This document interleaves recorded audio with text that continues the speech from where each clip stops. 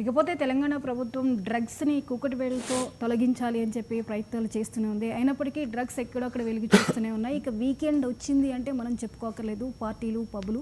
ఇప్పుడు farm house culture ఎక్కువైపోయింది.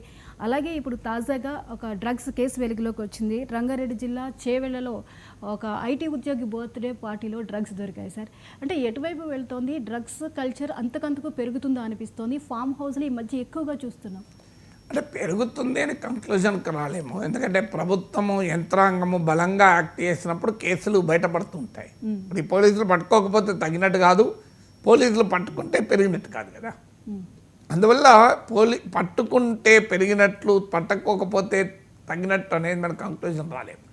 అందువల్ల ఆ డేటా కన్నా కూడా డ్రగ్ కల్చర్ ఉన్నమాట నిజం. హైదరాబాదులో స్కూళ్ళు కాలేజీలకు కూడా పాకింది, పబ్లకు పాకింది.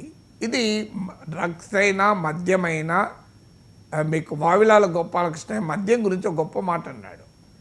మద్యము బహిరంగంగా విచ్చలవిడిగా దొరకకుండా ప్రభుత్వము చర్యలు తీసుకోవాలి. దొంగ మద్యము, కల్తీ మద్యము రాకుండా ప్రభుత్వము, పౌర సమాజము చర్యలు తీసుకోవాలి. మద్యము సేవించకుండా ప్రజల్లో అవగాహన చైతన్యం పెంచాలి అన్నాడు. అంటే 3 ప్రాంగ్ స్ట్రాటజీ వావిలాల గోపాలకృష్ణ మహనీయుడు, స్వాతంత్ర సమరయోధుడు, ఆయన సూచించాడు. సో అది డ్రగ్స్ కూడా వర్తిస్తుంది.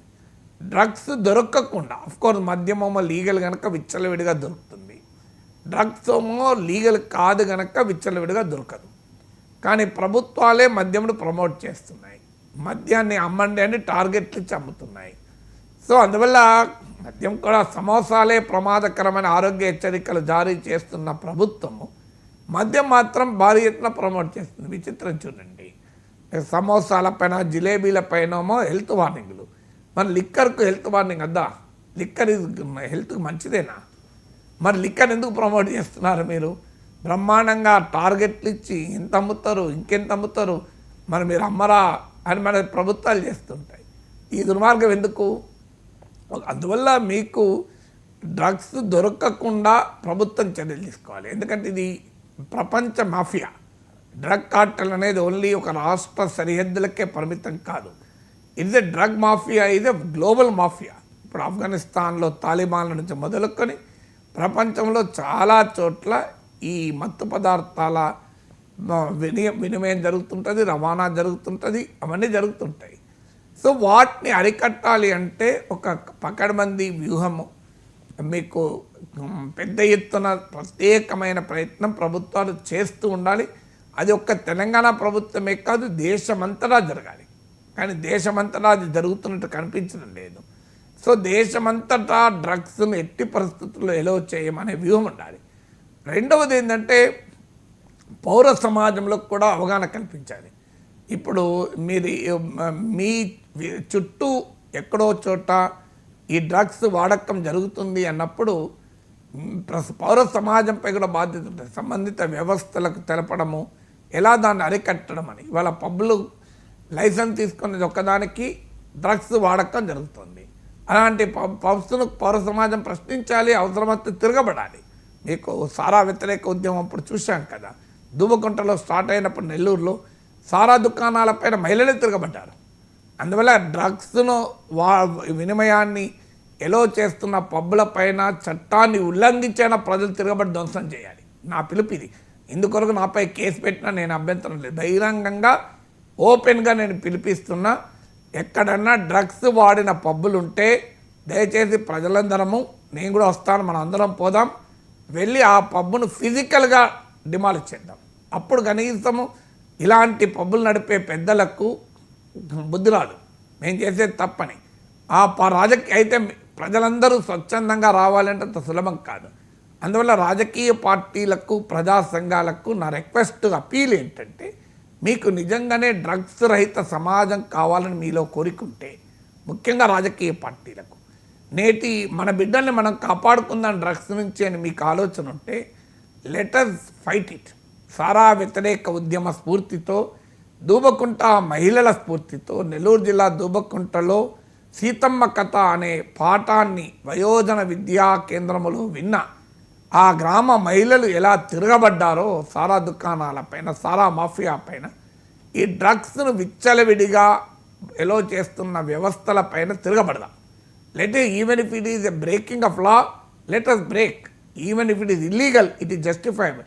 Justice V R Krishna Iyer supreme court judge మానేయుడు ఒక మాట అన్నాడు, what is illegal may be justifiable అన్నాడు. అంటే చట్టవిరుద్ధమైనవి కూడా న్యాయసమ్మతం కావచ్చు అన్నాడు.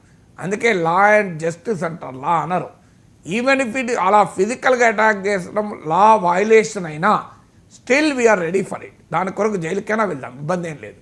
ఎందుకంటే ఈ డ్రగ్స్ రహిత సమాజం అనే లక్ష్యంలో పౌర సమాజం ఆ రకంగా రియాక్ట్ కావాలి. అన్ఫార్చునేట్లీ రాజకీయ పార్టీలు తమ పైన థంబ్నెయిల్స్ వేసి దరిద్రంగా రాస్తే మీడియా పైన దాడులు చేస్తామంటున్నారు.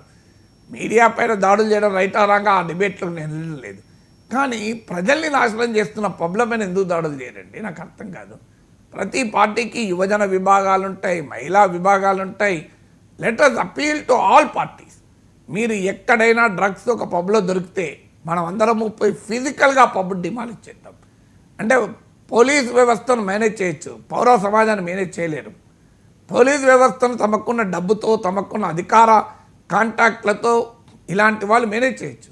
కానీ ప్రజల్ని, పౌర సమాజాన్ని మేనేజ్ చేయలేరు కదా. ఎందుకంటే పౌర సమాజం తిరగబడితే ఎక్కడుంటారు? అందువల్ల పౌర సమాజం తిరగబడాలి. 3 ప్రజల్లో కూడా చైతన్యం కలగాలి. ఇవాళ ఏమవుతుందంటే healthy sources of entertainment, healthy sources of social interaction కాస్త తగ్గిపోతుంది. ఇవాళ సమాజానికి రిక్వెస్ట్, ఇది ఒక సిగరెట్ తాగడం ఫ్యాషను, ఒక్క పెగ్గు, మా ఆయన ఒక్క పెగ్గే తీసుకుంటారండి, పార్టీస్లో తప్పదు కదా అని స్టైల్గా మాట్లాడుతుంటారు.